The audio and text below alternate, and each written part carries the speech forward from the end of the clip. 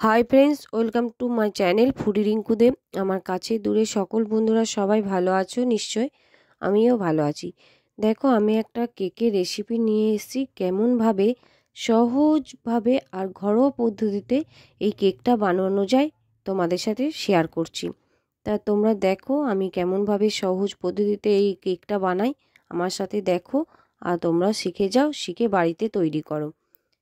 আর এই কেকটা না এরকমভাবে বানালে অতি সুন্দর লাগে খেতে। আর সত্যি কথা বন্ধুরা, খুবই টেস্টি হয়েছিল। চলো দেখো আমি কেমনভাবে বানাই। এখানে আমি রিফাইন্ড অয়েল নিয়েছি 4 চামচের মতো। আর 1 কাপ, ছোটো কাপে 1 কাপের মতো চিনি গুঁড়িয়ে নিয়েছি। সেই চিনি আর তেলটা একসাথে মিশিয়ে নেব। ভালোভাবে মেশানো হয়ে গেলে আমি একটা ডিম এর মধ্যে দিয়ে দেব। নিয়ে ভালোভাবে ডিমটাকেও মিশিয়ে নেব। দেখো কি সুন্দর আমার মেশানো হয়ে গেছে।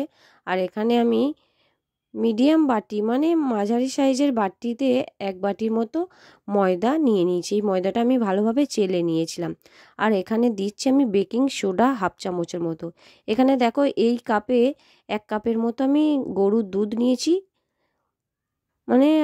অল্প গরম গরুর দুধ নিয়ে হাফ দিয়েছি, হাফ আবার পরে দেবো। দেখো হাফ দিয়ে আমার মাখাটা এরকম হয়েছে। আমি আবারও যে হাফ দুধটা ছিল সেই দুধটা আমি দিয়ে দিচ্ছি। এখানে অল্প একটু লবণ ব্যবহার করছি। আর এখানে দেখো ভ্যানিলা এসেন্স নিয়েছি। ওই বড় চামচের 1 চামচের মতো ভ্যানিলা এসেন্স দিয়েছি। আর এখানে কিছু টুটি ফুটি আছে, আলমন্ড, কিশমিশ এগুলো সব আছে টুটি ফুটি, সেগুলো আমি দিয়ে দিচ্ছি। সবগুলো দিয়ে আমি ভালোভাবে মিশিয়ে নেব।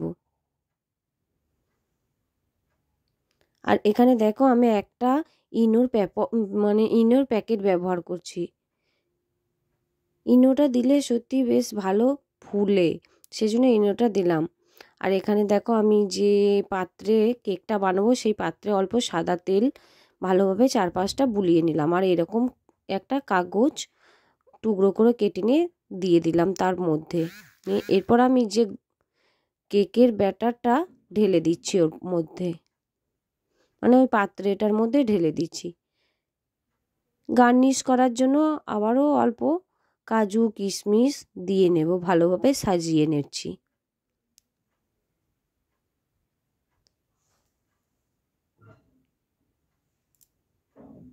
দেখো কি সুন্দর সাজানো হয়ে গেছে, আর দেখতেও বেশ ভালো লাগছে, তাই না? এখানে আমি নুন নিয়ে নিয়েছি আবারও একটা বড় পাত্রে, চারিপাশটা যাতে আগুনটা ভালোভাবে লাগে সেই জন্য একটা বড় ডেচকির মতো গামলা নিয়ে নিয়েছি। আর ওইরকম একটা স্ট্যান্ড নিয়েছি। স্ট্যান্ডের মধ্যে ওই কেকের ব্যাটারটা আমি বসিয়ে দিলাম, পাত্রের জায়গাটা নিয়ে একটা চাপা দিয়ে দিয়েছি। প্রায় 45 মিনিটের মতো রেখে দিয়েছিলাম। দেখি কেমন হয়েছে।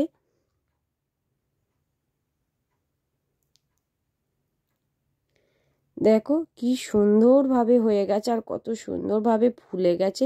কি সুন্দর তলা দিকটা রঙও হয়ে গেছে, আর দেখতে কি সুন্দর লাগছে। তা কিভাবে বুঝবো আমি যে আমার কেকটা ভালোভাবে হয়ে গেছে?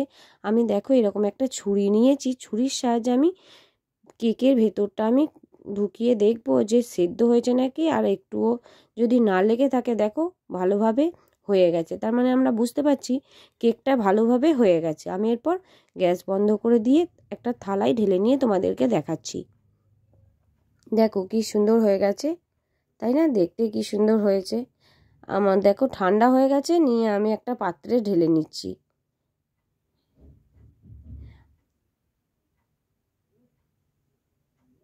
কি সুন্দর দেখো উঠে গেছে, একবার চাপড়া দিতেই উঠে গেছে কি সুন্দর হয়ে। আর কি সুন্দর দেখতে হয়েছে না তোমরা বলো? দেখো কি সুন্দর, দুর্দান্ত লাগছে। দেখলে তো বন্ধুরা কত সুন্দর আর কত সহজভাবে তৈরি হয়ে গেল আমার এই কেকের রেসিপিটা। কেকটা কি সুন্দর হয়ে গেছে। তাহলে বন্ধুরা, তোমাদের যদি এই কেকের রেসিপিটা ভালো লাগে, তোমরা আমার সাথে থাকবে। সাথে থেকে কি করবে? লাইক, শেয়ার, কমেন্ট, সাবস্ক্রাইব করে দেবে। ফিরে আসছি এরকম নিত্য নতুন ভিডিও নিয়ে। ততক্ষণে টাটা।